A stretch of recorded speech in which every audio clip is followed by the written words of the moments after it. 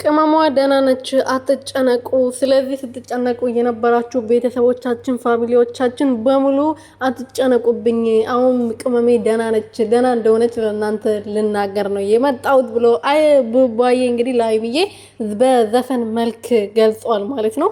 እንግዲህ የመጀመሪያ ነው ስወድ ሳፈቅር ልቤ ውስጥ የገባችሁ ሴት አንቺ ነሽ ለመጀመሪያ ጊዜ ብሎ እንግዲህ ፍቅሩ ሲገልጽላት ነበረ። አዎ ደስ ይላል የምር ማለት ነው። በጣም ነው የምታምሩት። ፈጣሪ ከክፉ ነገር ይጠብቃችሁ። ሰላም ሰላም ቤተሰብ እንዴት ናችሁ? ደህና ናችሁ ወይ?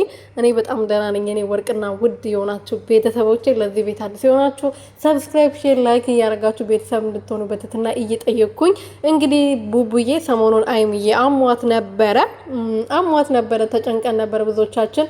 ግን ትላንትና ማታ መጣ ደህና መሆኗን ነግራናለች። ዛሬም ደግሞ እንግዲህ ፍቅረኛዋ ባሏ ጣም በለሏ ቃብራራ መጥቶ ደህና ነች ብሎ ነግሮናል። አዎ ደህና ስለሆነች አይደለ የመጀመሪያዬ ነው ሶ ዳብሬ እያለ የመጣው አይደለ። አይምዬ ደህና ባትኖር ኖሮ እንደዚህ አይዘፍንም ነበር። ስለዚህ አይምዬ ደህና ነች፣ እግዚአብሔር ይመስገን። ከዚህ የበለጠ ጤናዋን ፈጣሪ ይመልስላት፣ ወደ ራሷ ተመልሳ ዛሬ ደስ በሚል ሆና በፕራንኳ ትመጣልናለች ብለን ተስፋ እናደርጋለን ቤተሰብ